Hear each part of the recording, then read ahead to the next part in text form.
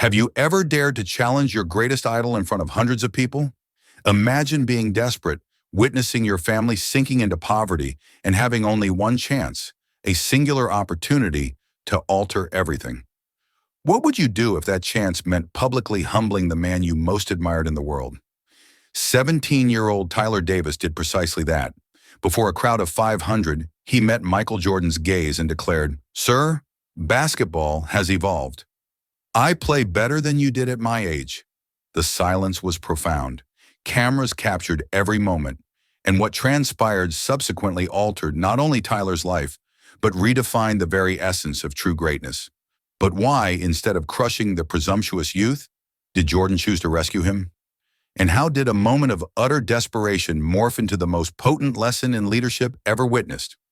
Prepare to uncover the true story behind the confrontation that never occurred, and the transformation that irrevocably changed two lives.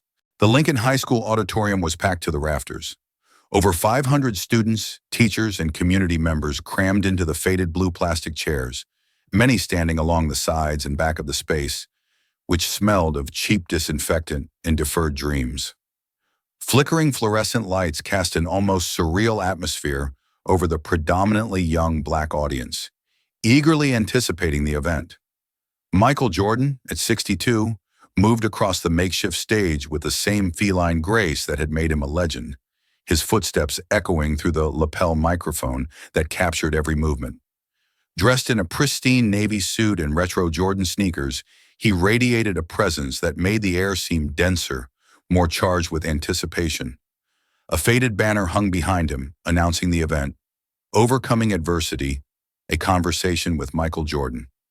Cell phone cameras flashed incessantly in the audience, everyone eager to capture this historic moment for a school that rarely hosted such distinguished visitors. Adversity isn't an obstacle, it's a disguised opportunity. Tyler Davis sat in the 10th row, his 6 feet 1 inch frame a stark contrast against the cramped seating. At 17, he carried the weight of 1,000 rejections and shattered dreams on his broad shoulders. His dark eyes shone with a dangerous mix of admiration and resentment as he watched the man who had once been his absolute hero. The calloused hands of countless hours of training clenched and unclenched nervously, his muscles tense beneath his white t-shirt, already yellowing under the armpits from anxious sweat. The counterfeit Air Jordans on his feet, the only basketball shoes he owned, seemed to silently mock his predicament. Every word that emerged from Jordan's mouth sounded like a personal taunt, as if the universe were laughing at his expense. His dark skin glistened with nervous perspiration, and his closely cropped hair revealed a small scar above his left ear, a reminder of a courtside altercation when he was 15. Tyler unconsciously massaged the scar, a habit he developed when nervous or agitated. "I remember when I was 17, thinking I knew everything about basketball. My high school coach told me something I've never forgotten. Son, talent without humility is like a car without brakes. You'll go far, but you'll crash eventually." Jordan paused, his eyes sweeping the audience with the wisdom of someone who had lived every word he uttered. There was something about his posture, the way he held the microphone, that commanded absolute attention. Even at 62, he maintained the erect posture of an athlete, his square shoulders bearing the weight of 6 NBA championships. His large, expressive hands gestured as he spoke, and Tyler could see the scars of years of intense training etched into his long fingers. Jordan's signature smile, the smile that had captivated the world and sold millions of products, occasionally flickered across his face, but today it carried a paternal seriousness that Tyler found almost insulting. "When I was young, I thought being the best player was everything. I learned that being right is more important than being proven right." Jordan's deep voice echoed through the auditorium like a sermon, but Tyler felt each syllable like a stab. For 3 weeks, he had received the latest rejection letter from the University of Illinois, his last hope after Duke, North Carolina, Kentucky, and a dozen other universities had slammed the door in his face. Behavioral issues, they all said, unquestionable talent, but concerning disciplinary concerns. Tyler knew it was code for troubled young Black man. His mother, Diane, had wept for 2 hours when he told her about Illinois, her tears falling onto the scattered medical bills strewn across the kitchen table. Her diabetes was worsening, and without the proper insurance a scholarship could provide for the family, they didn't know how they would keep paying for her insulin. Tyler closed his eyes for a moment, reliving the scene. His mother in her stained hospital uniform, exhausted after a double shift, collapsing when he showed her the letter. "My son, what will we do now?" she had whispered, and those words still echoed in his mind like a mantra of despair. "Basketball taught me you can't play alone.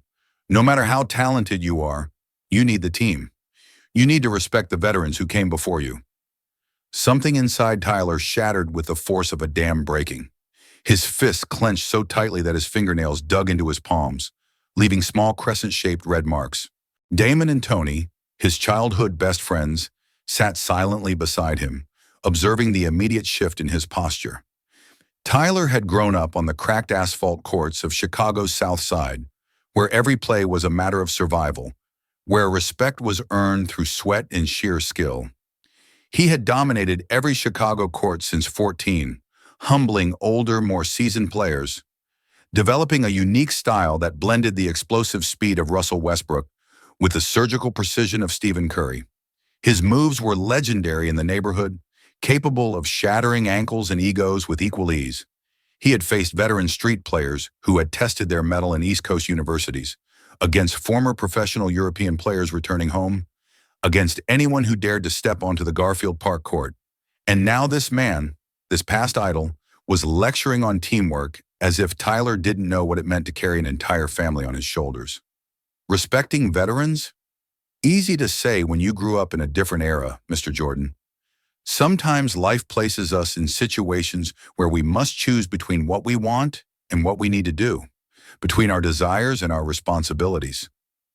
The irony was suffocating, like the hot Chicago summer air. Tyler abruptly rose, his chair scraping metal in a sharp, echoing report that reverberated through the front row. Several classmates turned, whispering amongst themselves, but he no longer cared. His 180 pounds of sculpted muscle trembled with a rage that stemmed from a deeper place than basketball. It sprang from genuine hunger, daily humiliation, the despair of seeing his little sister Zara with bluish lips because they couldn't afford the heart surgery she'd needed for 2 years. It came from watching his mother faint from exhaustion after working 18 hours straight at 3 different jobs: a nurse at the public hospital in the morning, a caregiver for the elderly in the afternoon, and a cleaning lady in offices during the wee hours. It originated from sleeping on the cold floor so Zara could have the single bed in their cramped 2-room apartment, where the heating worked only half the time and where rats scurried across the walls at night. Jordan continued to speak about adversity as if he only knew the concept theoretically, as if he had never had to choose between buying medicine or food, between paying the electricity bill or rent. You all have potential, but potential without direction is like a river without a bed. It spreads out and gets nowhere. Tyler felt his blood boil. Potential without direction? He knew exactly where he wanted to go, knew exactly what he needed to do. The problem was that no one gave him a chance. College coaches came to the neighborhood courts, filmed his highlights, made promises, and then disappeared when they discovered he didn't have a present father, that his family couldn't donate money to the program, that he had clashed with some coaches who tried to mold him. Tyler wasn't just talented, he was a prodigy who mastered aspects of the game Jordan had never encountered. The modern game was faster, more athletic, more ruthless. Players like LeBron, Giannis, or Luka would make Jordan seem slow and limited, and Tyler knew he was better than any of them at the same age. I always tell young people, respect those who came before. They paved the way for you. Without them, you wouldn't have the opportunities you have today.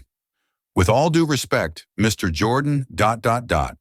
Tyler's voice sliced through the air like a sharp blade through silk, causing hundreds of heads to turn simultaneously toward him like sunflowers tracking the sun.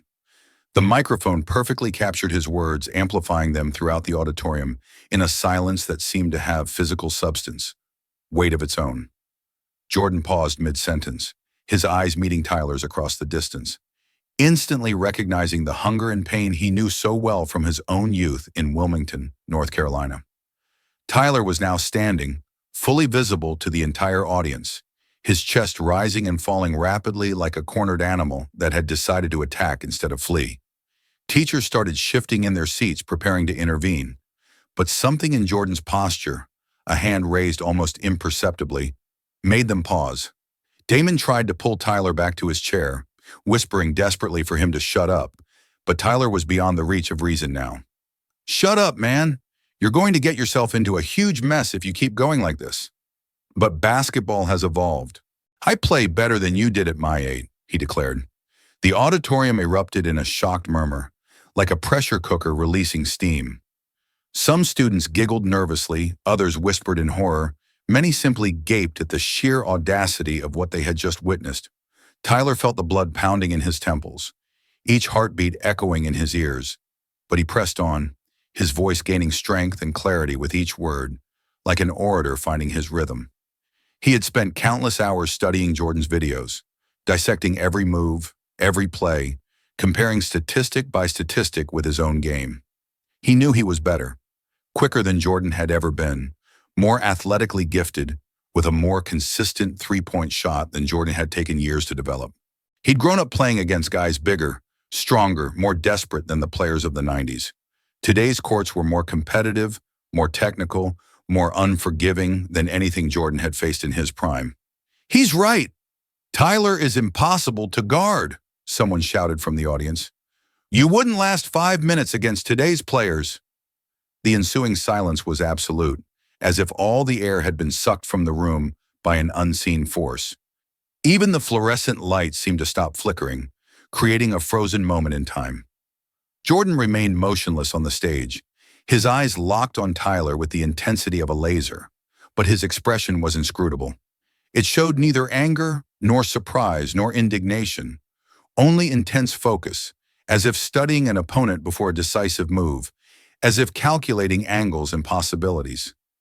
Tyler felt hundreds of eyes on him, some hostile like pointed knives, others curious like scientists observing an experiment. But the only thing that truly mattered was the gaze of that man on stage. His friends were mortified. Damon had covered his face with his hands as if he could disappear, and Tony stared at him as if he had gone completely mad, as if he had lost all his senses. "My God, Tyler, what have you done? Now you've really messed it all up." Professor Henderson sprang from her chair in the front row, like a released spring, her face crimson with a mixture of embarrassment and fury. "Tyler Davis, sit down immediately. How dare you disrespect our guest in this manner? You will be suspended for this." Her shrill voice sliced through the silence like an ambulance siren, but Jordan raised his right hand in a gesture, smooth yet authoritative, that instantly silenced the entire auditorium, including the furious teacher. It was the same gesture he used on the court to call for a specific play, imbued with a natural authority that transcended context, functioning seamlessly in any environment. Tyler felt a confusing mix of relief and terror coursing through his veins. Jordan wasn't letting the teacher silence him, but that meant he would have to confront the consequences of his words head-on. Cold sweat trickled down his back, clinging to his shirt like a frigid second skin. "Let the boy speak. I want to hear what he has to say. Let him finish his thought." Tyler felt his legs tremble like leaves in the wind, but it was too late to back down now. The entire auditorium was focused on him, like spotlights on a stage, awaiting his next word as if it were divine revelation. He could see some classmates pulling out their phones to record, fingers flying across screens to capture every second, others whispering amongst themselves with expressions of incredulity and morbid excitement. He knew that within minutes this would be on social media, that his life would never be the same, that he had crossed a line from which there was no return. But he also knew that this might be his only real chance to be noticed, to force someone, anyone, to pay attention to his true talent. Colleges had slammed their doors shut as if he were a leper. Scouts had stopped calling as if he no longer existed. His family was sinking into medical debt like a punctured ship. What difference did it make if his reputation was destroyed as well? At least now everyone would know his name, would know that Tyler Davis existed and had something to say. "He's the best player in our city," someone shouted from the back of the auditorium, the voice echoing like a battle cry. That voice of support was like a match thrown on gasoline. Tyler's fellow classmates erupted in a chorus of adolescent support. Tyler is the new Jordan. Swing, he's truly unstoppable. Зрение. Я видел, как он разбирает парней, которые играли в колледже. Зрение. Nobody can stop him on the court. The auditorium's energy shifted dramatically. Cleave between those shocked by Tyler's audacious disrespect and those who knew his local legend, who had witnessed firsthand his basketball prowess. Jordan remained impassive on stage, a marble statue, but Tyler swore he saw a nearly imperceptible smile form at the corner of his mouth. It was the same smile he'd wear before accepting an impossible challenge, before promising something seemingly unattainable to mere mortals. Tyler recognized that smile from countless YouTube highlights, the smile that preceded the complete annihilation of the opponent. All right, young man, you have a week to prepare. Let's settle this on the court. The auditorium exploded in a maelstrom of joy and pandemonium. Students leaped from their seats as if jolted by electric shocks, cheering, filming, some sprinting to the hallways to disseminate the news throughout the school and beyond. Teachers attempted to restore order with shouts that went unheard. It was impossible to control 500 simultaneously frenzied individuals who had just witnessed the impossible unfold before their eyes. Tyler felt the world spin around him like a broken carousel, his legs threatening to buckle, as the brutal reality of what had just transpired slammed into him like a knockout punch. Jordan had accepted. Michael Jordan, the greatest basketball player of all time, six-time NBA champion, had just publicly accepted his adolescent, desperate challenge. In a week, he would face his childhood idol on a basketball court, in front of who knew how many, with his credibility and future hanging in the balance. For the first time in his tumultuous life, Tyler Davis felt he'd bitten off more than he could chew. Dude, do you realize what you just did? You challenged Michael Jordan.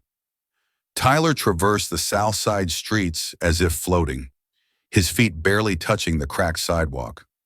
His heart still hammered with the adrenaline of the confrontation, and he couldn't stop grinning, a smile that spread across his face like spilled paint. Damon and Tony trailed behind him, struggling to keep pace with his long, determined strides, still reeling from the auditorium scene. Dude, you actually did it! You challenged Michael Jordan in front of everyone, Damon repeated, shaking his head in a mixture of awe and terror. Tyler waved to some neighbors who recognized him on the street, feeling for the first time like a genuine celebrity, someone who had finally forced the world to take notice. The apartment windows along the street seemed to gleam brighter, and even Chicago's polluted air smelled better in that moment. He had broken the invisible chains that bound him to anonymity, had shouted to the universe that Tyler Davis existed and deserved to be seen. Dude, now everyone will know who you are. You're going to become truly famous. Climbing the 3 flights of stairs to his apartment, Tyler felt his legs tremble, not with fear, but with pure electric excitement. He flung the door open with such force it slammed against the wall, causing the cheap Last Supper painting to swing precariously. Mom! Mom, you're not going to believe what happened today, he yelled, his voice echoing through the tiny apartment.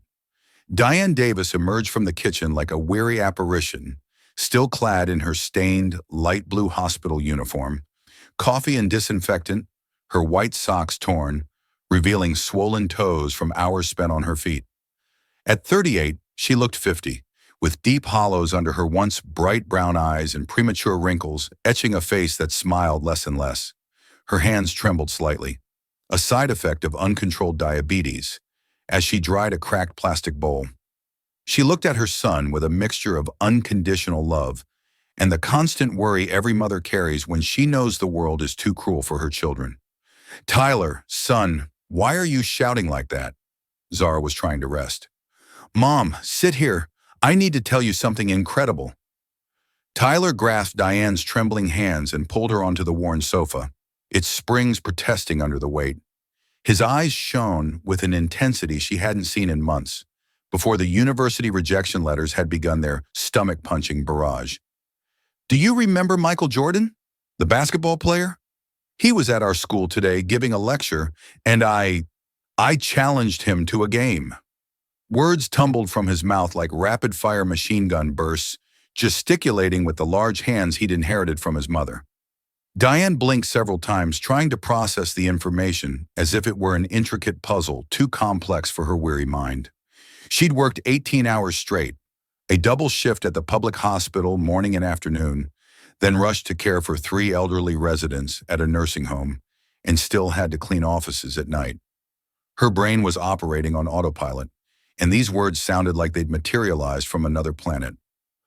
Tyler, are you kidding me? The real Michael Jordan? And what do you mean you challenged him? The exuberance began to fracture as Tyler saw the slow shift in his mother's expression, from bewilderment to something akin to horror. Mom, it was amazing. He was talking about overcoming adversity, but it felt like he was mocking people like us, you know? Talking about hardship as if he understood genuine deprivation. Then I stood up and told him basketball had evolved, that I played better than he did at my age. Tyler continued, recounting every detail, reliving the perceived glory of the moment. But the tears that welled up in Diane's eyes stopped him mid-sentence. She covered her mouth with trembling hands, and Tyler felt a chilling dread descend upon him, as if someone had flung open the freezer door right into his soul. Mom, why aren't you happy? I did it. I got his attention. Now scouts will see me play against Michael Jordan. My God, Tyler, what have you done? What have you done to us? Tears streamed down Diane's face like rain on a grimy window pane. She stumbled to her feet, as if struck by a physical blow, and began pacing the apartment, her hands clutching her gray hair, always meticulously pinned in a tight bun. Tyler, why did you do this? Now everyone will know our plight when we lose the house. Everyone will see how we live, how we have nothing. Her voice cracked with each word, and Tyler felt as if he were being slowly strangled. He hadn't considered this. Hadn't foreseen that a televised game would mean total exposure, that reporters would come investigating their lives, that their family's humiliation would be public and permanent. You don't understand, son. When you lose, and you will lose, because you're up against Michael Jordan, everyone will know we're being evicted, that I can't afford the bills, that your sister is ill, and we don't have the money for surgery. The desperation in her voice sliced through the air like shattered glass, and Tyler felt his dreams of glory begin to crumble like a house of cards. Mom, I'm not going to lose. I'm going to show everyone that I'm truly good. While Tyler desperately tried to convince his mother that everything would be all right, across town, in Michael Jordan's private office in downtown Chicago, a vastly different scene unfolded. The space was a masterpiece of mahogany and leather, with NBA trophies gleaming under strategically placed lights, and a panoramic view of the city stretching to Lake Michigan. Jordan sat behind a desk worth more than the entire Davis family apartment, his fingers drumming a rhythmic tattoo on the polished surface as he watched his personal assistant, James Mitchell, enter the room carrying a thick portfolio. Mr. Jordan, I've obtained everything you requested about the young Tyler Davis. It's a rather complicated situation. James was a 40-something former corporate executive who had worked for Jordan for 5 years and rarely displayed emotion. But today there was something in his eyes that suggested the information in that folder had personally impacted him. Jordan opened the folder with deliberate movements, his eyes swiftly scanning the documents like a detective analyzing the evidence of a crime. Tell me everything, James. Omit no detail, no matter how painful. The initial documents were straightforward: birth certificate, school records, basketball transcripts. But as Jordan continued reading, his expression gradually shifted from professional curiosity to something far more profound and personal. Diane Davis, Tyler's mother, a 38-year-old nurse at Cook County Hospital, juggles daytime shifts with evening work at a retirement home and office cleaning. James's voice, adopting a documentary tone evocative of urban poverty, detailed her struggles. She has type 2 diabetes but can't maintain proper treatment because the hospital's insurance only covers the essentials. Tyler has an 8-year-old sister, Zara, born with a congenital heart defect, surgery for which costs approximately $150,000. Jordan, momentarily closing his eyes, recalled his own childhood in Wilmington, North Carolina, where his family also faced survival challenges. The crucial difference, he reflected, was the presence of both parents, a stable familial structure, and opportunities that had presented themselves. And the father? Where is the father of this entire family? He vanished 5 years ago, shortly after Zara's birth and the discovery of her heart condition. James continued, turning pages that seemed to weigh tons. Tyler has assumed the role of head of household since age 12. He works part-time at a local supermarket, earning minimum wage to help with expenses. The family is 3 months behind on rent. The landlord has issued an eviction notice for next week. Jordan felt a familiar pang in his chest, mirroring the pain he'd experienced at 17 when his father lost his job and their home was threatened. Yet this time was different. He now possessed the leverage, the resources that could potentially transform this family's circumstances. Colleges rejected Tyler not just for behavioral issues, but because he clashed with 3 different coaches who sought to radically alter his style, insisting on a more controlled and less aggressive playing approach. Reports indicate exceptional talent, yet describe him as stubborn and difficult to train. This reminds me of someone I know very well. I was exactly like that at his age. Jordan continued reading, each page unveiling a struggle that resonated more deeply than anticipated. Tyler wasn't merely a brash young man challenging a legend. He was a desperate youth striving to rescue his family in the only way he knew, leveraging the sole talent he possessed. His grades, despite the adversity, demonstrated his intelligence. Technical reports described a player with exceptional natural abilities, superior game vision, and a work ethic that impressed even seasoned street court veterans. But they also described someone burdened by the weight of the world, prone to explosive reactions when feeling disrespected, and distrustful of authority figures due to past disappointments. James, something here caught my eye. It says Tyler trains alone at Garfield Park Court from 5 to 7 in the morning, every day before school, and then again from 4 in the afternoon until dark. Jordan smiled for the first time since opening the file, recalling his own obsessive workouts that had shaped his career. The kid has a champion's mentality, Mr. Jordan. He just needs a real opportunity. At that moment, Jordan made a decision that would alter not only Tyler's life, but likely his own understanding of true greatness. He slowly closed the file, his fingers tracing the name Tyler Davis printed on the cover, and walked to the panoramic window. Below, Chicago stretched out in every direction, a city of dreams and nightmares, opportunities and disappointments, of people struggling to survive and others living in palaces. Somewhere within that urban expanse, a 17-year-old boy was likely practicing shots on a cracked court, believing he needed to vanquish Michael Jordan to save his family. James, I need you to make some calls for me. Let's start with Scottie Pippen. He lives in Chicago, right? Then Dennis Rodman, Steve Kerr, any 98 Bulls players you can find. James grabbed a notepad, but his expression showed utter bewilderment. Mr. Jordan, may I ask what exactly you intend to do? Jordan turned from the window with that smile that had conquered the world. But this time, there was something different about it. A resolve that transcended basketball, competition, and even ego. It was the resolve of someone who had found a purpose greater than themselves. James, we're going to give this kid the most important lesson of his life, but it won't be the lesson he expects to receive. He walked back to the desk and picked up the phone, dialing a number he knew by heart. Scotty, it's MJ. Listen, I need a favor. I need you in Chicago by Friday. No, it wasn't for a commercial. It was for something far more consequential. We have a boy to save. The conversation continued for 15 minutes, Jordan meticulously explaining the situation, requesting not just Scotty's presence, but his assistance in transforming what could have been a public humiliation into something far more potent. MJ, are you certain this will work? What if the boy is truly as arrogant as he appears? While Jordan marshaled a campaign, mobilizing some of basketball's legendary figures, Tyler returned to the apartment, attempting to convince his mother that everything would be all right. But the neighbors had already begun circulating the news, and the comments filtering through the thin walls were disheartening. Heard the Davis boy challenged Michael Jordan? What a joke, chuckled Mrs. Rosa from the adjoining apartment. Now the boy's going to be publicly humiliated on television for all to see. This family has no dignity left anyway. Tyler absorbed each word, each laugh a scalpel slicing through his soul. Diane had retreated to the bathroom to weep away from the children, but he could hear her muffled sobs. Zara, his 8-year-old sister, sat on the floor playing with paper dolls of her own creation, oblivious to the unfolding drama. Her lips were slightly bluish, a sign of an overtaxed heart, yet she smiled, weaving narratives for her dolls.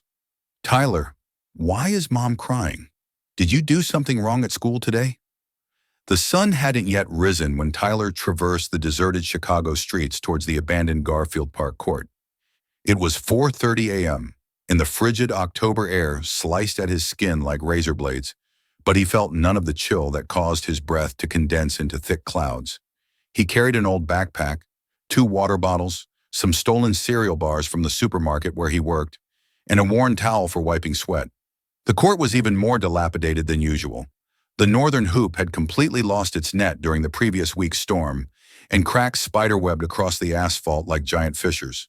But for Tyler, that shattered piece of concrete was the holiest temple in the world, the place where he would transform his pain into power, where he would mold his body and mind into a weapon capable of defeating the greatest player of all time. He left his backpack on a broken bench and began stretching, each movement deliberate and focused, like a warrior preparing for the most important battle of his life. "This is my only chance. I can't disappoint my family again."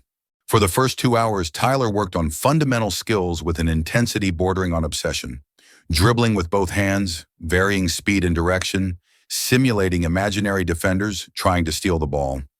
Shots from different positions, from the three-point line, from mid-court, savage layups that made the entire backboard tremble precariously. Each movement was executed with technical perfection, but also with a controlled fury that stemmed from something far deeper than simply wanting to win a game. It was the fury of a young man who had been rejected, ignored, deemed too problematic to receive a real chance. Sweat streamed down his face, mixing with tears of determination he hadn't even realized he was shedding. When the sun finally crested the horizon, painting the court in gold, Tyler had completely lost track of time, completely absorbed in the preparation he knew could define the rest of his life. His muscles were already screaming in pain, but he ignored every signal his body sent him. Jordan may have experience, but he's never trained with this hunger, with this desperation. Around 7 in the morning, when Tyler should have been getting ready for school, Damon and Tony appeared on the court, carrying their own backpacks and a determination that mirrored their friends. Damon, towering at 6 feet 3 inches, with long arms that seemed to reach any rebound, was known throughout the neighborhood as the Wall for his formidable defensive skills. Tony, shorter but incredibly fast, possessed a three-point shot that rivaled any college player in the region. They had all grown up on the same courts as Tyler, faced the same challenges, dreamt the same impossible dreams. "Dude, you're not going up against Michael Jordan alone. If he wants war, we're going to give him war," Damon declared, pounding fists with Tyler in a ritual they'd performed since childhood. Tony nodded grimly, adjusting his worn-out sneakers. "We've prepared some plays that could work. Jordan might be a legend, but there are 3 of us, and we know these streets better than anyone."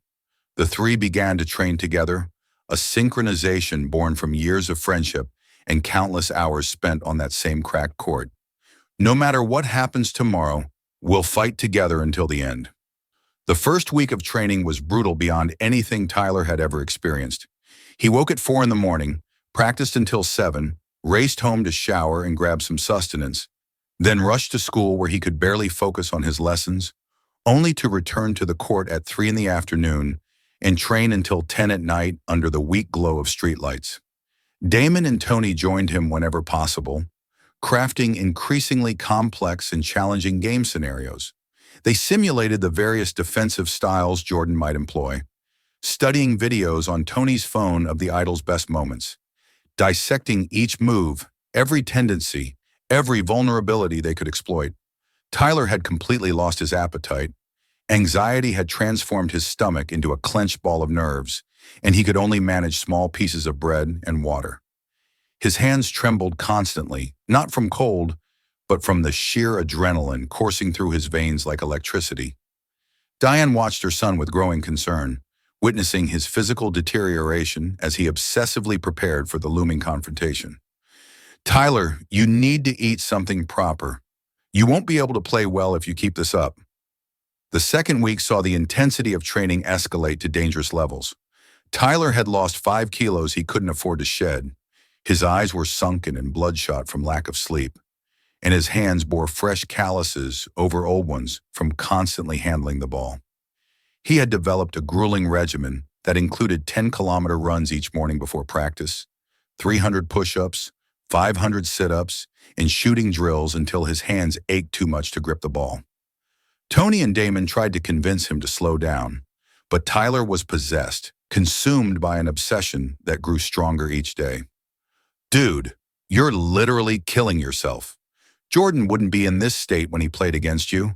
He'd be rested, well-nourished, mentally prepared," Tony argued, watching his friend stagger with exhaustion after a particularly intense practice session. But Tyler simply shook his head, his eyes gleaming with a determination bordering on madness. "Don't you understand? He has everything. Money, fame, structure. I only have this, just my body and my will. If I don't give everything I've got, I have no chance. You don't understand the pressure I'm feeling. This is now or never for my family." It was midway through the third week that the inevitable occurred. Tyler was practicing consecutive jump shots, repeatedly leaping to hang on the rim, when his legs simply gave way midair. He crashed onto the asphalt like a rag doll, his right shoulder impacting the cracked pavement with force. For several seconds, he lay completely still, eyes closed, breathing heavily. Damon and Tony rushed to his aid, but as they tried to lift him, Tyler collapsed again, his legs trembling uncontrollably. "Dude, you're not okay. You need to see a doctor now," Damon said, genuinely alarmed by his friend's condition. Tony was already reaching for his phone to call someone, anyone, who could provide assistance. Tyler tried to protest, tried to claim he was fine, but when he opened his mouth, only a weak whimper escaped. His vision blurred, black spots danced before his eyes, and he felt as if his heart were about to burst from his chest. Then Dr. Martinez, a retired physician who resided near the court and frequently strolled through the park, appeared as a guardian angel. "Boys, what's happened here? This boy doesn't look well at all." Dr. Martinez, a short, bald man of 60 with round glasses and gentle hands, had served the community as a physician for over 30 years before retiring. He examined Tyler right there on the court, checking pulse, blood pressure, reflexes, and questioning him about his diet and sleep patterns, revealing the extent of the young man's self-imposed regimen. "Boy, you're killing yourself with training. Your blood pressure is dangerously low. You're dehydrated, likely malnourished, and your body is in a state of extreme exhaustion," the doctor diagnosed with the authority of someone who had witnessed similar situations before. "If you continue at this pace, you'll end up in the hospital or worse." Tyler attempted to reason, to explain about Jordan, about his family, about how this was their only chance, but Dr. Martinez silenced him with a firm gesture. "Son, listen to an old man who has seen many promising young athletes crumble under pressure. Talent without health is worthless. You need rest, proper nutrition, and at least 8 hours of sleep every night. Otherwise, you won't even be able to stand up against Jordan, let alone play well. Doctor, you don't understand. If I don't win this game, my family will lose everything." That night, in the cramped Davis family apartment, tension had reached a breaking point. Tyler lay slumped on the sofa, still dizzy from his near-fainting spell, a cold compress fashioned from a damp towel pressed against his forehead by Diane. His legs still trembled intermittently, and he could barely keep his eyes open. Diane sat beside him, her hands trembling as they stroked his sweaty hair, silent tears tracing paths down her face. "Son, it's not worth it. We'll find another way to solve our problems. You don't need to kill yourself for us," she whispered, her voice choked with emotion. "Maybe I can get a 4th job. Perhaps the hospital will give me more hours. We'll figure it out. We always have." But Tyler abruptly rose from the sofa, ignoring the dizziness that spun the world around him, his eyes blazing with a desperate fury that even startled his mother. Another way? What other way, Mom? This is our only chance. You already work 18 hours a day, and we still can't afford the bills. Zara needs this surgery now, not 5 years from now. Tyler, you're destroying yourself for a lost cause. This isn't love, it's suicide. The ensuing argument was the most intense mother and son had ever endured. Tyler roared about responsibility, about being the man of the house, about how he couldn't give up when his family depended on him. Diane wept, pleading for him to see reason, explaining that she'd rather lose the house than lose her son. Do you think I don't know I'm destroying myself? Do you think I want to be going through this? Tyler screamed, his voice echoing through the thin walls of the apartment. But this is what I have. It's the only thing I know how to do well. If I can't beat Jordan, what's left for me? What's left for us? Zara, who had been trying to sleep in the adjacent room, appeared in the doorway wearing a faded pink pajamas, her large, concerned eyes flitting between her brother and mother. Her lips were a noticeably bluer shade than usual, a sign that the household stress was affecting her fragile heart. Why are you fighting? Why is everyone so sad? She asked with the devastating innocence only a child possesses, causing both Tyler and Diane to pause mid-argument.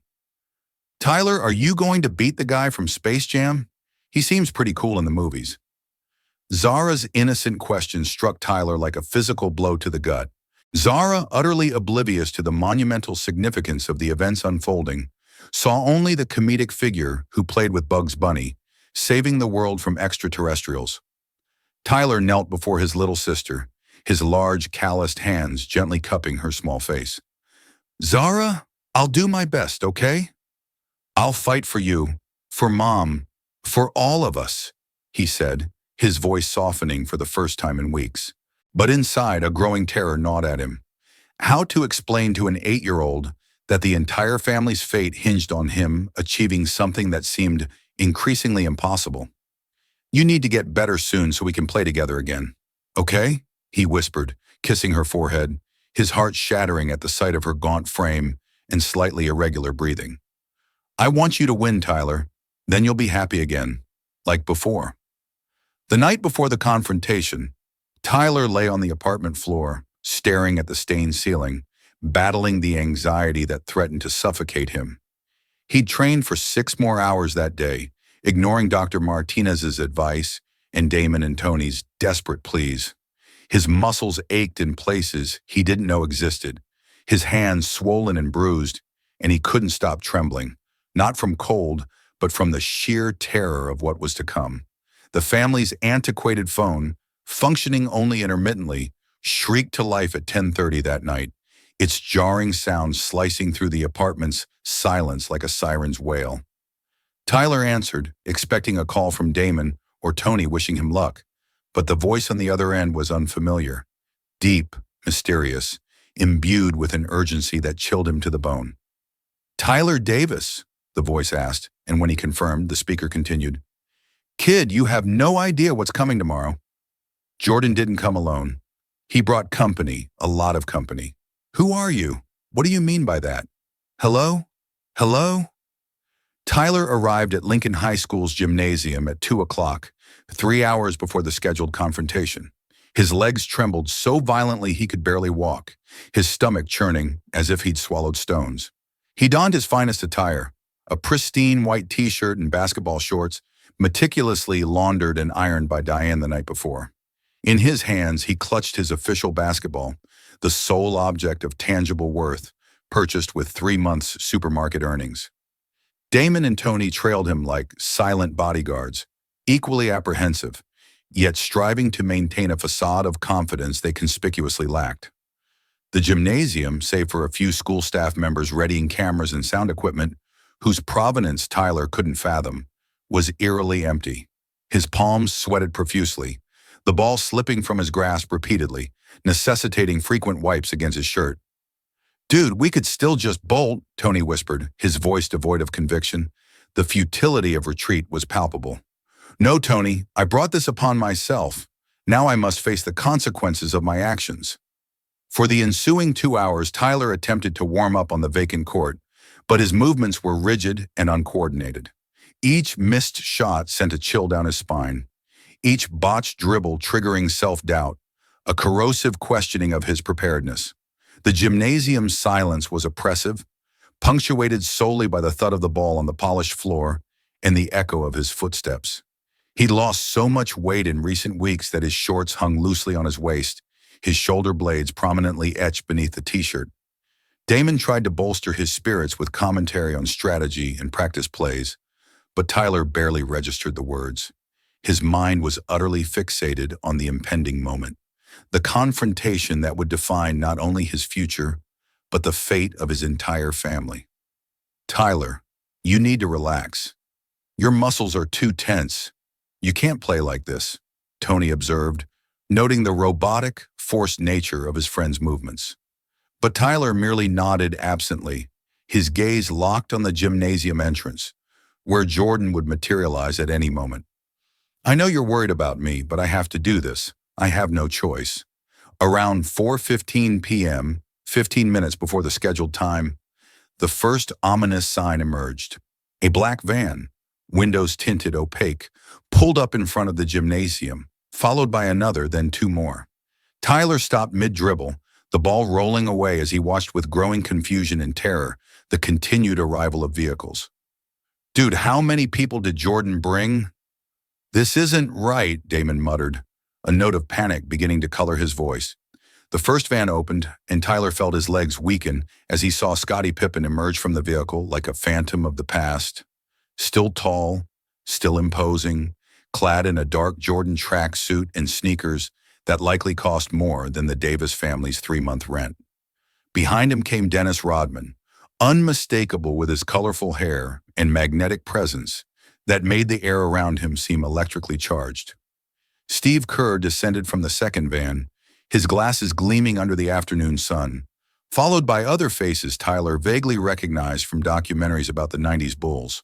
The boy's stomach plummeted as if on a roller coaster, and he had to lean against the basketball backboard to avoid collapsing. My God, they brought the entire Bulls team. This can't be happening for real.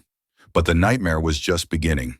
The third van opened, and Tyler literally gasped when he saw LeBron James emerge, his 6 feet 9 inches frame and 250 pounds of pure muscle, making him appear like a superhero from the pages of a comic book.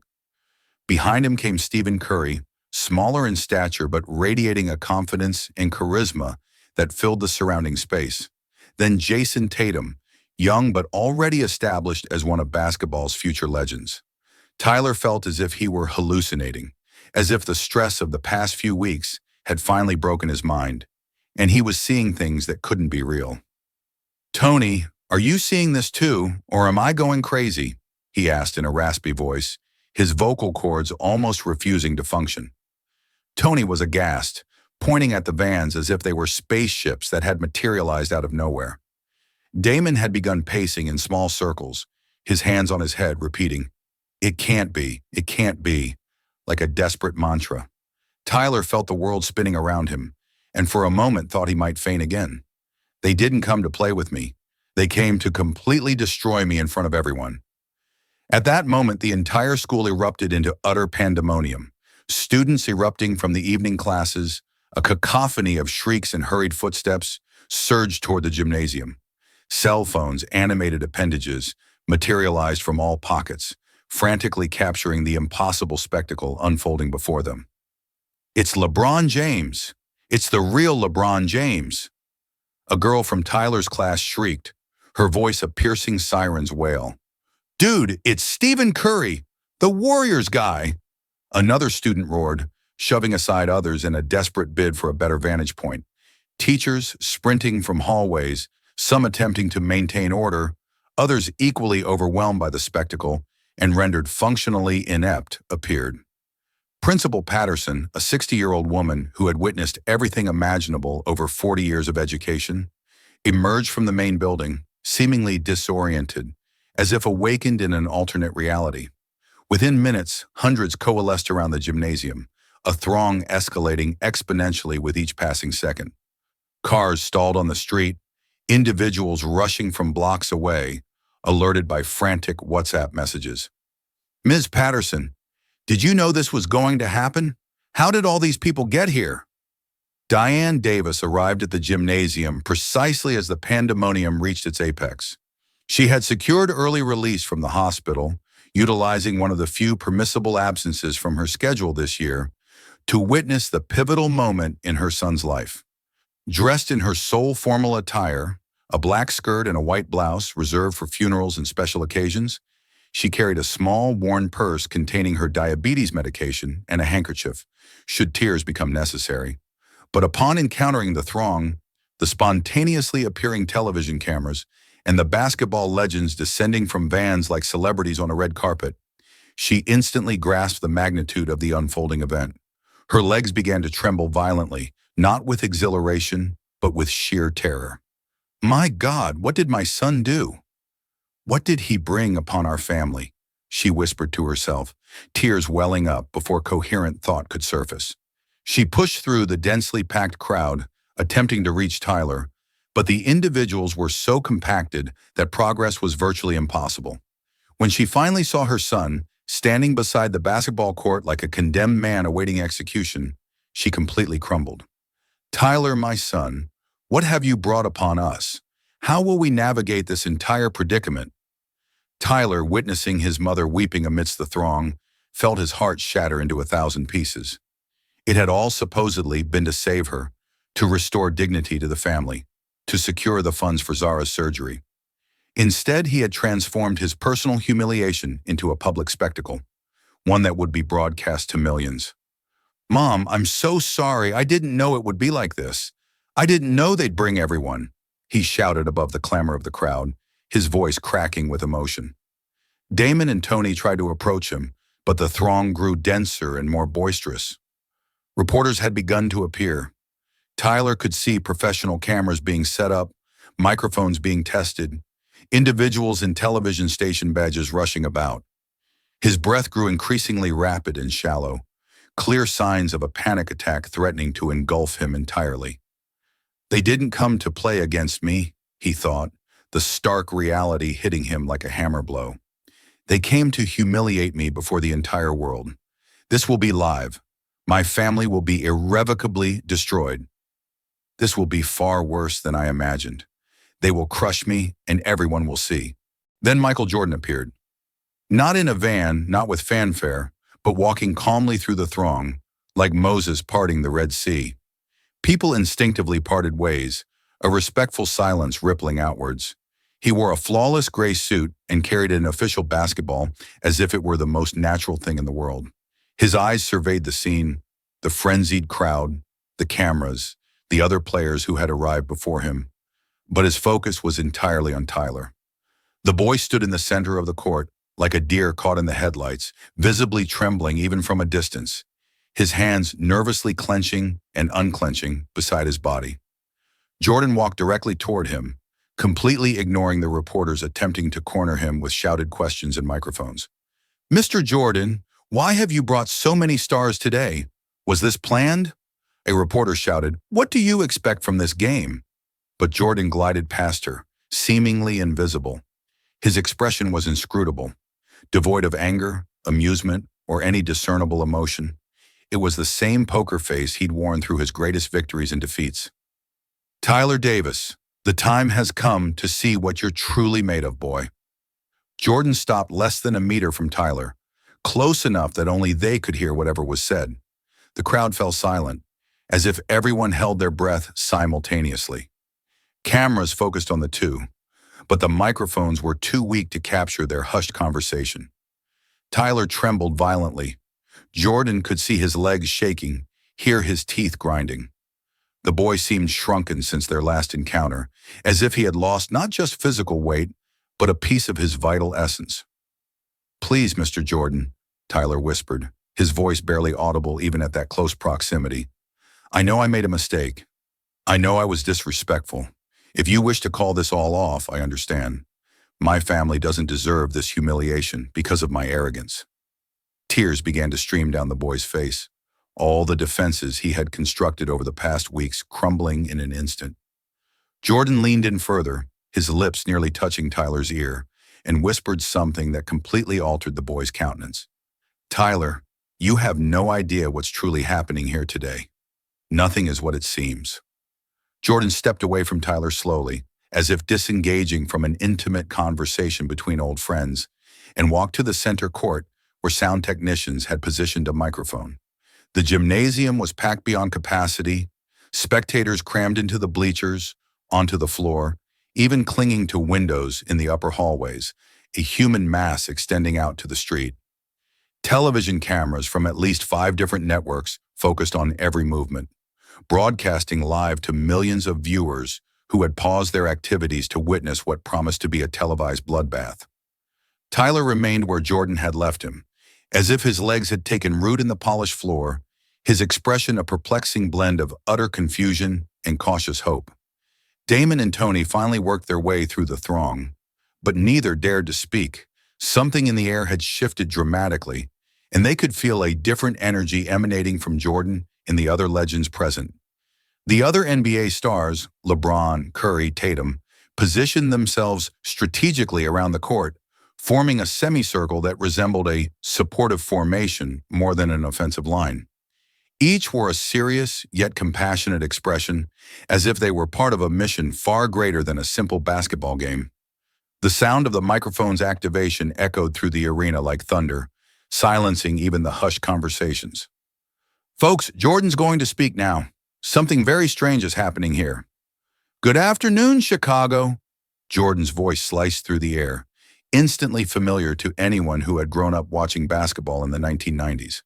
The arena erupted in cheers and applause that lasted nearly 2 minutes, a deafening roar that vibrated the metallic structures. Jordan raised a hand, demanding silence, and gradually the crowd subsided, but the electric energy remained palpable in the air. "Before we begin anything today, I want to talk about a very important word: courage. You see, I played basketball for nearly 20 years, won 6 championships, scored over 30,000 points. But in all those years, I rarely witnessed the kind of courage I saw 3 weeks ago at this very school." He paused dramatically, his eyes sweeping the crowd before settling directly on Tyler, who stood like a statue in the middle of the court.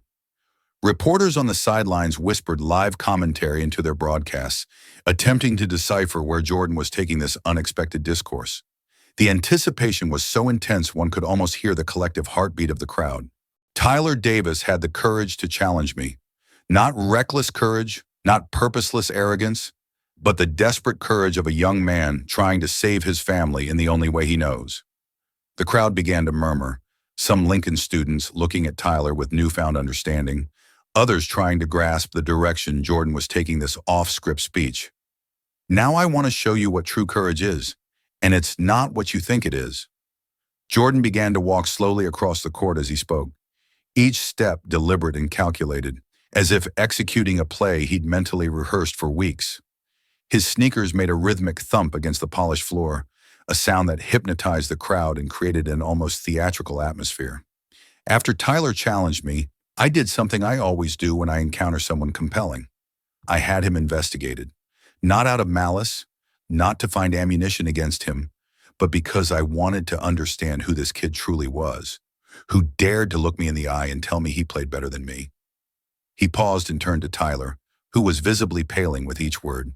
Cameras focused on the young man's face, capturing every micro-expression of growing terror as he realized his deepest secrets were about to be exposed to millions. "And you know what I discovered? I discovered a 17-year-old working a part-time job at a supermarket to help support his family. I discovered a mother juggling 3 jobs: nurse at the public hospital, caregiver for the elderly, office cleaner, and still couldn't afford all the bills. I discovered an 8-year-old sister needing a heart surgery costing $150,000. Jordan's voice grew more serious, heavier, imbued with a genuine emotion that surprised even the most jaded reporters present. Tyler felt as if the ground was collapsing beneath his feet, as if he were falling into an endless abyss. Diane, who had somehow managed to squeeze closer to the court through the dense crowd, covered her mouth with her hands, tears freely streaming down her face as she realized her most intimate problems, her most private struggles, were being broadcast to the entire world. I discovered that this boy challenged me not out of arrogance, but out of utter desperation. Tyler Davis is not an arrogant kid seeking to humiliate a legend, Jordan continued, his voice now amplified not just by the microphone, but by the genuine emotion beginning to permeate his delivery. He's a young man who saw his family sinking and used the only weapon he had, his basketball talent, to try and save them.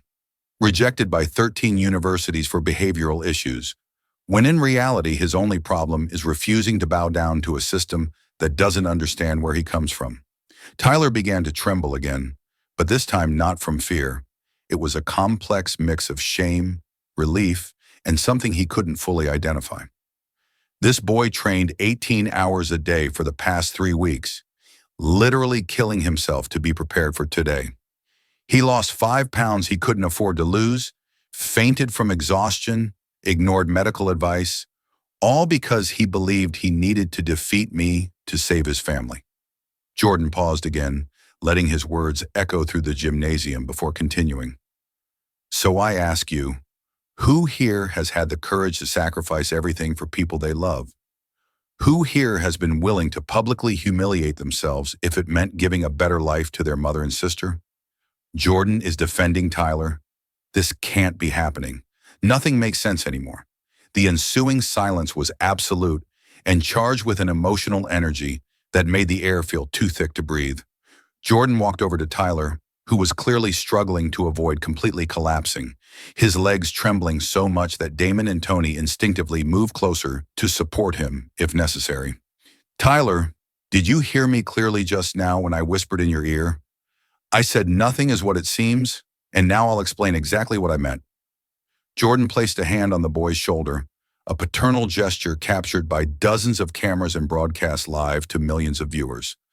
I didn't come here to humiliate you, young man. I came here to recruit you. I came here to show you and everyone else what happens when true leaders come together to help someone who deserves a chance. Tyler looked up at Jordan, his expression a mixture of complete disbelief and hope too fragile to be verbalized. Scotty, can you come here, please? Jordan called, and Pippin approached carrying a large official envelope that made Diane instinctively step back. Mr. Jordan, I don't understand anything that's happening. Please explain. Scottie Pippen approached Diane with the same grace he demonstrated on the court throughout his career, but there was something profoundly human and compassionate in his eyes as he extended the envelope. Mrs. Davis, this envelope contains the full clearance for your home. The 3 overdue payments have been settled and 12 additional months have been prepaid to allow you time to stabilize without the pressure, Pippen stated, his voice imbued with a sincerity that caused Diane to begin sobbing uncontrollably. She clutched the envelope with trembling hands as if it were a bomb poised to detonate at any moment. I don't understand. Why are you doing this? We didn't ask for charity. We didn't. I've always worked. She stammered between sobs, her dignity battling the overwhelming relief threatening to overcome her. Tyler watched the scene completely paralyzed, unable to process what he was witnessing. Mom, what's happening? Is this real? He asked in a raspy voice. But neither Jordan nor Pippen responded. They were just getting started. Diane, this isn't charity. This is an investment in a family deserving a genuine chance. At that moment, LeBron James stepped forward, his imposing presence commanding immediate attention throughout the gymnasium. In stark contrast to his usual public persona, he appeared profoundly serious and focused as he addressed Tyler directly. His words were carefully chosen, as if each syllable had been weighed before utterance. Tyler Davis, throughout my career, I've had the privilege of assisting dozens of promising young individuals secure life-altering educational opportunities. I've personally spoken with Coach Mike Krzyzewski of Duke University in the past 48 hours. He paused, allowing the information to resonate like a bombshell of hope. And he's offering you a full 4-year scholarship, including housing, meals, books, and a monthly stipend of $2,000 to help your family. Tyler felt his legs buckle, and he had to lean on Damon to prevent himself from collapsing onto the polished court floor. Duke University, the dream school, the one that had rejected his application without even considering it properly, The one whose name he'd written and erased dozens of times on forms he'd never been able to complete. But there was more, Tyler. Significantly more, LeBron continued, his voice escalating in intensity and urgency. The scholarship includes comprehensive medical coverage for your entire family. Your mother, your sister, you, including the appropriate treatment for your mother's diabetes with Chicago's foremost specialists, and any surgery or treatment your sister might require, now or in the future. The gymnasium erupted in cheers and applause that lasted for several minutes, but Tyler barely registered the deafening noise. His world had been completely turned upside down in a matter of minutes, and he was struggling to process information that seemed too good to be true. Does Duke truly want me? After everything that's happened, do they genuinely want me there? Stephen Curry approached with his characteristic smile that had captivated fans worldwide, but there was a profound seriousness in his eyes as he addressed Tyler and Diane directly. His hands gestured emphatically as he spoke, conveying an urgency and sincerity that made the entire crowd lean forward to hear better. Mrs. Davis, I know exactly what it's like to grow up in a family struggling financially every single day for survival. My father played in the NBA eventually, but before that, long before, we also endured extremely difficult times. When Jordan told me about Zara's specific situation, I immediately contacted the 3 best pediatric cardiologists in the country. He paused, pulling a formal card from his jacket pocket. Dr. Sarah Chen, from the Children's Hospital of Chicago, is considered one of the top 5 pediatric cardiac surgical specialists globally. She agreed to perform Zara's operation at no cost, not just the surgery, but all pre- and post-operative care, medications, physical therapy, everything necessary to ensure your daughter enjoys a completely normal life. Diane collapsed completely, her knees touching the cold gymnasium floor as she sobbed uncontrollably, her hands covering her face in a mixture of overwhelming relief and utter disbelief. Tyler rushed to his mother, kneeling beside her, both weeping without being able to form coherent words, their bodies trembling with the force of emotions that struck them like tidal waves. Zara will be completely fine, Tyler. His little sister will run, will play, will have the normal childhood every child deserves, Curry continued, his own voice choked with emotion as he watched the mother and son embrace on the court floor. The crowd was now in complete silence, thousands utterly absorbed in that moment of pure humanity, completely transcending anything related to basketball or sports. Curry, you really would do this for my sister? She will really be cured? Tyler finally managed to stand, helping his mother do the same, but his legs still trembled violently as he tried to process the sheer magnitude of what was unfolding around him. Tears flowed freely down his dark face, creating glistening trails on his skin as he looked at each of the legends around him. Men he had idolized his entire life, whose posters adorned the walls of his tiny room, whose highlights he'd watched thousands of times on YouTube whenever he could snag free internet access. And now they were there, flesh and blood, offering concrete solutions to the problems that had plagued his family for years. I don't fully understand what's happening here, he said, his voice broken by emotion, fluctuating between whispers and involuntary shouts. Why are you doing all this for us? I publicly disrespected you. I was completely arrogant. I challenged you in front of hundreds of people without knowing my place. His words came in desperate bursts, as if he were trying to solve an impossible puzzle aloud. Jordan stepped closer again, placing both his large hands on Tyler's trembling shoulders, with a paternal gentleness that starkly contrasted with his legendary reputation as an unrelenting competitor and destroyer of opposing dreams. Tyler, do you truly think we got where we are in life being small-minded and petty?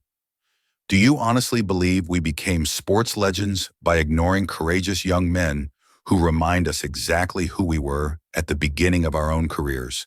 Jordan asked rhetorically, his voice imbued with the wisdom born from decades of experience, both on and off the court. All of us, without exception, came from extremely difficult backgrounds. We all had to fight fiercely against a system that sometimes didn't understand us, that didn't value where we came from. The only real difference between us and you is that we had specific people who believed in us at the precise moments we needed them most. He paused, his eyes shining with a familiar intensity that Tyler recognized from documentaries about the Bulls, but now directed positively, constructively. You didn't disrespect us, kid. In fact, you did exactly the opposite. You challenged us to be more than just celebrated former players living off past glories. You challenged us to use our influence and resources to truly affect concrete change in lives. Mr. Jordan, I don't deserve all this generosity. I'm just a troubled kid from the ghetto. Jordan smiled for the first time since entering the gym, but it wasn't the competitive grin that had intimidated opponents for 2 decades. It was something warmer, more human, more genuine. Tyler, it's not over yet, young man. Now you need to do something for me, he said, and Tyler felt a surge of panic pierce his relief. What do you want me to do? Anything, Mr. Jordan. After all this, anything, Tyler replied immediately, his voice laced with desperate gratitude. Jordan turned to Damon and Tony, who had remained by his friend's side throughout the emotional revelation, then looked back at Tyler with that enigmatic smile. I need you to teach me these new moves that the youngsters are doing nowadays. Your crossover dribbles, your three-point shots, that whole speed you guys have. Your friends too. Let's play, but together. The crowd erupted again, but now it was an explosion of pure joy, not morbid anticipation. Tyler stared at Jordan as if seeing a ghost, then at Damon and Tony, equally dumbfounded. You want to learn from me? To play with me, not against me? Tyler asked, as if needing confirmation that he wasn't dreaming. That's right, kid. Now teach me how you guys get so fast on these street courts. What transpired in the following 15 minutes completely redefined basketball for everyone present in Lincoln High School's gymnasium. Jordan, instead of adopting a traditional competitive stance, began organizing the teams in a way no one had anticipated. Tyler, you'll be with me. Let's form a team, he said, extending his hand to the young man who still trembled with excitement. Damon, you're with LeBron. Tony, you're with Curry. Scotty, you'll take some of the other kids here from school that I saw in the audience. The crowd murmured confusedly. This wasn't the epic showdown they'd anticipated, not the public humiliation that had been anticipated for 3 weeks. It was something entirely different, something that transformed competition into collaboration, rivalry into mentorship. Dennis Rodman grabbed the microphone and roared to the crowd, Folks, forget everything you thought you knew about this event. Today you'll see something you've never seen before. Legends learning from the new generation, and the new generation learning from the legends. The gymnasium's energy shifted instantly, transforming from morbid anticipation into genuine excitement. Tyler gazed at Jordan with eyes still filled with tears, but now shining with a completely different light. Mr. Jordan, I still don't fully grasp it, but I'm ready for anything you want to teach me. The first team was formed. Michael Jordan and Tyler Davis versus LeBron James and Damon. The irony was delicious. The boy who had publicly challenged Jordan now stood as his partner, while the biggest star of the current generation became a friendly adversary. Tyler, show me that street ball move you guys do that I've never quite mastered, Jordan requested, dribbling the ball warming up. Tyler, still unsure if he was dreaming, began demonstrating a sequence of moves he had perfected on the Garfield Park courts. A combination of speed, change of direction, and creativity that made the ball seem an extension of his body. Jordan attempted to imitate, his reflexes still impressive at 62, but clearly adapting to a completely novel style. Wow, this is harder than it looks. The hand speed needs to be coordinated with the feet in a way I've never practiced, Jordan admitted, smiling genuinely. LeBron watched in fascination, recognizing in Tyler's moves elements he himself had incorporated into his game over the years. The crowd watched mesmerized. Michael Jordan, the greatest of all time, humbly learning from a 17-year-old. Tyler, now teach me how you guys managed to shoot from such a distance with such accuracy. The landscape has completely transformed since my era. Meanwhile, on the second team, Stephen Curry was instructing Tony on the fundamentals of the three-point shot, a technique that had revolutionized modern basketball. Mechanics are everything, man. It's not just strength, it's rhythm, muscle memory, repetition, until it becomes automatic, Curry explained, demonstrating his signature move. Tony, already renowned in the neighborhood for his long-range shooting, absorbed every word as if it were liquid gold. You already possess the natural talent. You just need to refine the technical details that will increase your shooting percentage by at least 15%, Curry continued, adjusting Tony's finger placement on the ball. Scottie Pippen had assembled a group of Lincoln High students, members of the school team, and was teaching defensive concepts that had rendered the 90s Bulls practically impenetrable. Defense isn't just about speed or height, it's about intelligence, anticipation, and working as a cohesive unit, Pippen explained, maneuvering the youngsters through intricate formations that resembled elaborate choreography. The court had transformed into a giant basketball laboratory where different generations shared knowledge in an exchange that benefited all participants. Tony, with this technique, you'll be able to play for any university you desire. Curry just gave you years of a head start. The first official game commenced, Jordan and Tyler versus LeBron and Damon. But from the first possession, it was clear this was no ordinary competition. Jordan passed the ball to Tyler and shouted, "Show me that move! You used to break that guy's ankle last week." Tyler smiled for the first time in weeks, a genuine smile, free from the tension and despair that had consumed him. He executed a sequence of moves that even LeBron whistled in admiration, culminating in a dunk that sent the crowd into a frenzy of applause. "Now, I'll show you how to perform the same move, but conserving energy so you can repeat it in the fourth quarter," Jordan said, grabbing the ball and executing a more efficient version of the same maneuver, a variation that demonstrated decades of experience refining every gesture. LeBron and Damon retaliated with their own play, LeBron instructing Damon on how to utilize his height and wingspan to create seemingly impossible spaces.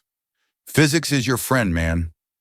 Use your body as a natural lever," LeBron explained, demonstrating how to protect the ball using his physique. Score wasn't relevant. Nobody was keeping tabs on points. Everyone was simultaneously learning and teaching.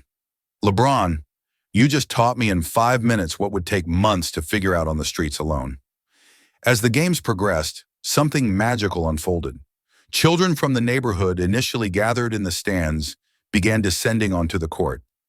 First came the bolder ones, then entire groups of 8, 10, and 12-year-olds, their excitement palpable at being on the same court as their heroes. Instead of shooing them away, the NBA legends integrated them into the games. Jordan took a 10-year-old boy aside, saying, "You're my point guard. Pass me the ball, and I'll show you the best position to receive it." Curry began teaching dribbling fundamentals to a young girl who'd materialized from somewhere in the crowd. "The secret is to start slow and gradually increase the speed. Never try to be faster than your own coordination," he advised, bending down to her level. Scottie Pippen organized a mini free throw tournament where kids competed against NBA legends, with handicaps ensuring a balanced and enjoyable experience for all. The court had transformed into a colossal basketball celebration, where age, skill level, and experience became irrelevant in the face of pure joy. "Mr. Curry, when I grow up, I want to shoot like you. Can you teach me more?" Tyler, amidst this surreal spectacle, experienced an epiphany that altered his perspective.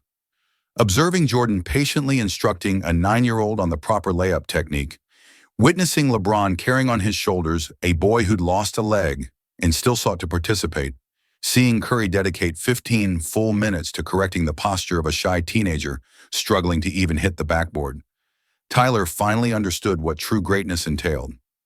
"True greatness isn't about being better than others," he mused, noting the genuine joy on Jordan's face as the child sunk his first clean shot. To leverage his skill to make others better as well. He gazed at Damon and Tony, completely engrossed in learning from their respective legends, and felt a gratitude so profound it physically ached. All his arrogance, all his competitive desperation, all his need to prove superiority, it had all dissolved before the example of men who had achieved everything and still found joy in uplifting others. "Mr. Jordan," he called out during a lull in the game, "I finally understand what you meant earlier. Tyler, now you're beginning to grasp what true championship truly signifies."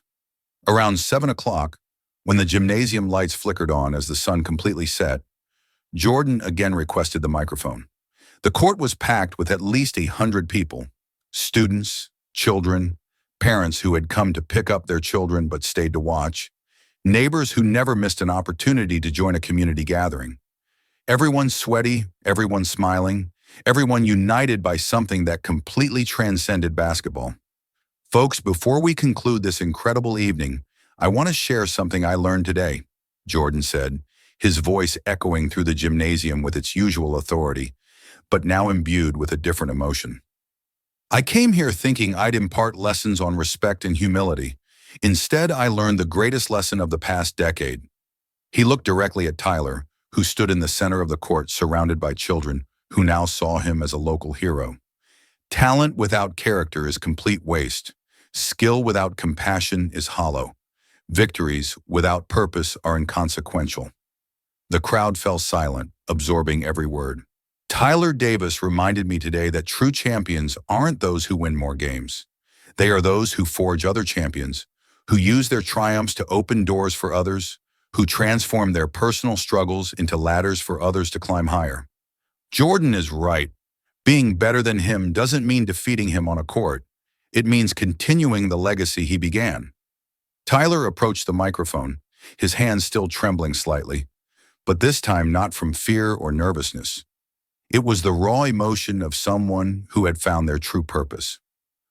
I want to publicly apologize to Mr. Jordan and to everyone I offended with my arrogance 3 weeks ago, he began, his voice clear and firm. I thought being the best meant being better than others. Today I learned that being the best means being better for others. The crowd murmured in approval, many parents nodding in recognition. It was a lesson they'd been trying to instill in their own children for years.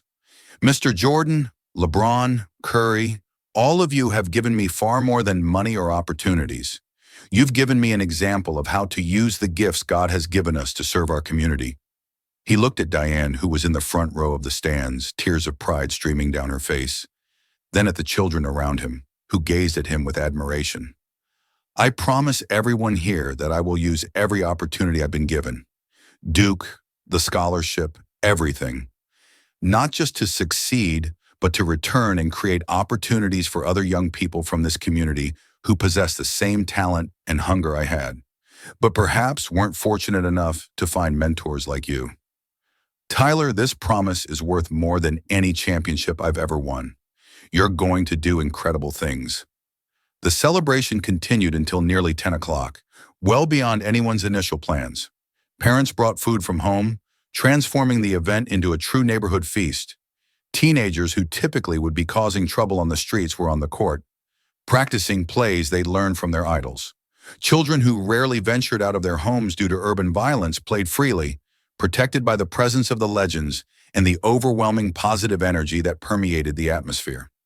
Jordan, who had begun the day hoping to deliver a lesson in humility, ended up learning more about community and purpose than he had in years.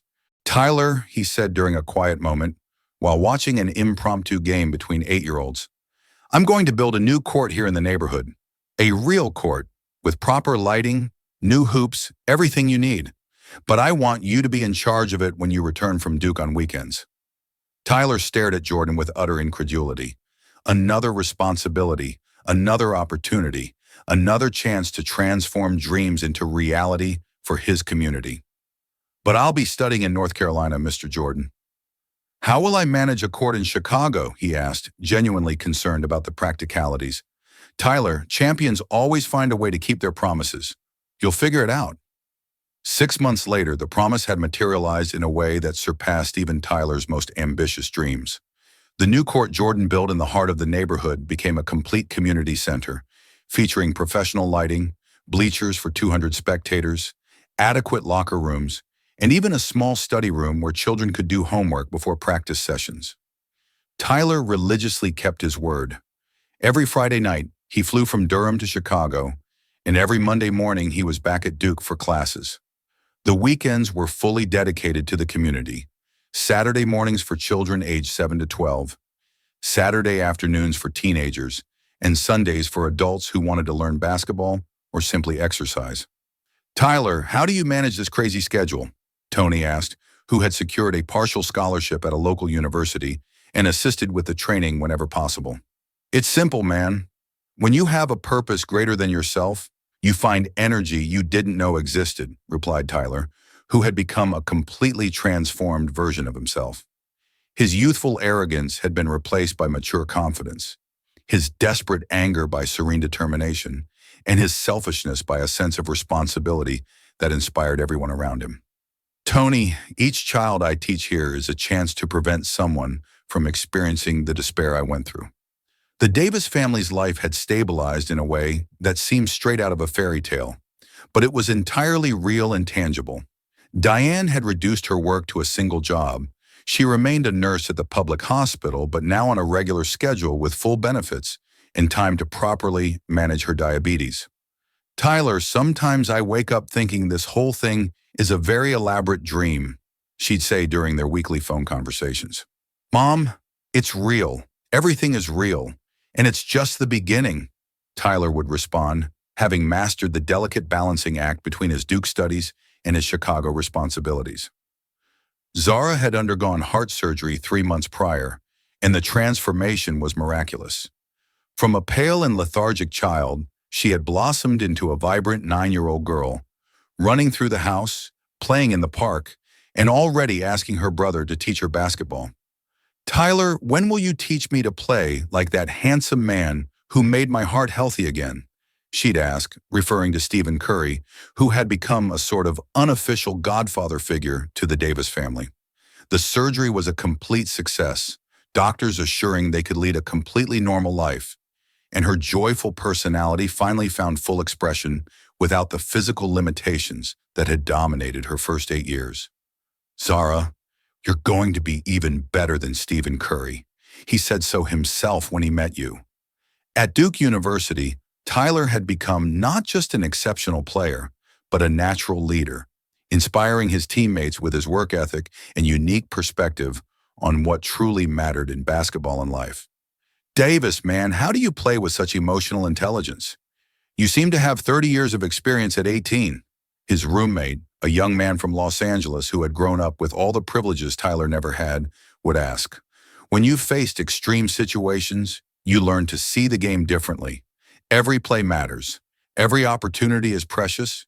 Every victory has a greater purpose, Tyler would respond, finding in collegiate basketball a platform to develop not only his technical skills, but also his leadership abilities. Coach Mike Krzyzewski had commented repeatedly to the press that Tyler was one of the most mature and focused young men he had coached in his 40-year career. He understands that basketball is a tool, not an end in itself.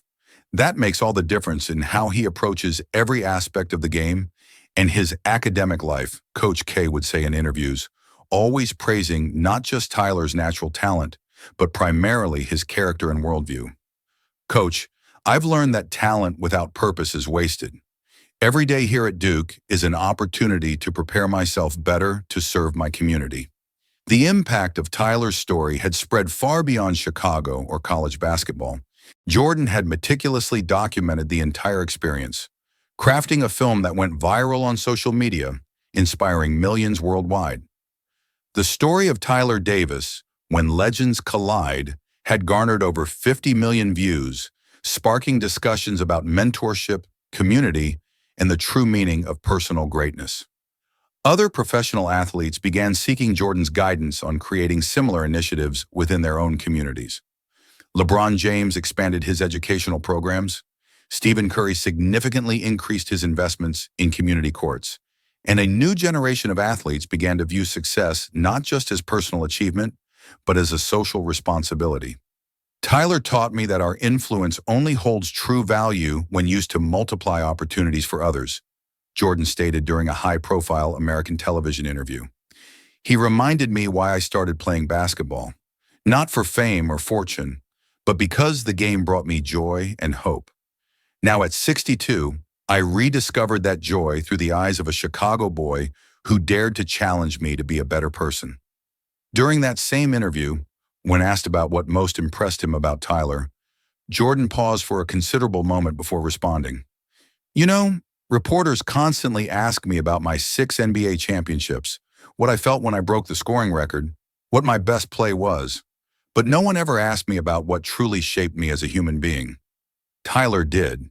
He forced me to look in the mirror and ask, Michael, what are you doing with all this influence you've received? When I saw this boy willing to sacrifice his physical well-being to save his family, when I discovered he was training 18 hours a day on an abandoned court, wearing counterfeit sneakers because he couldn't afford the real ones, I realized I had found someone with the same fire I possessed at 17.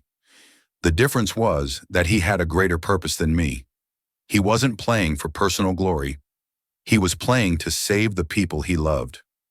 The visibly moved interviewer asked if Jordan thought Tyler had truly changed basketball. No, he changed far more than that. He redefined how an entire generation of athletes view success and accountability. Tyler, watching the interview from his Duke dorm room, immediately called Jordan. Mr. Jordan, I just saw the interview on TV. I can't believe you said all those things about me. You make me seem like a hero when in reality, I was just a desperate kid who nearly made the biggest mistake of my life. Jordan chuckled on the other end, that characteristic laugh Tyler had learned to recognize as genuine approval. Tyler, you still haven't fully grasped it, have you? Heroes aren't perfect people who never make mistakes. Heroes are people who transform their errors into opportunities for others. You could have hidden after that day, could have been ashamed, could have squandered all the opportunities presented. Instead, you chose to use your story to inspire other young people. That's what makes you special. Tyler paused, processing the words. Mr. Jordan, sometimes I still wake up wondering if this whole thing was a highly elaborate dream. 3 years ago, I was sleeping on the floor so my sister could have a bed, and now I'm at one of the nation's finest universities. My family is secure, and you're calling me a hero on national television. Jordan responded with the wisdom of someone who had witnessed numerous transformations. Tyler, when you accept the responsibility of using your gifts to serve others, the universe conspires to give you more opportunities to serve. That's the true law of abundance. Mr. Jordan, you've completely changed my life. Now I want to spend the rest of my life changing the lives of other young people, just as you changed mine. Tyler, you're already doing it. Every weekend you return to Chicago, every child you teach, every young person who sees your story and believes they too can overcome their circumstances. All of that is you changing the world, one person at a time. And that, my young man, is precisely what it means to be truly great. Enjoyed Michael Jordan and Tyler Davis's story? Then subscribe to the channel, give it a like, and don't miss the next video already awaiting you on screen. See you there. Oh, and tell me in the comments where you're watching from and what you thought of the ending of this tale.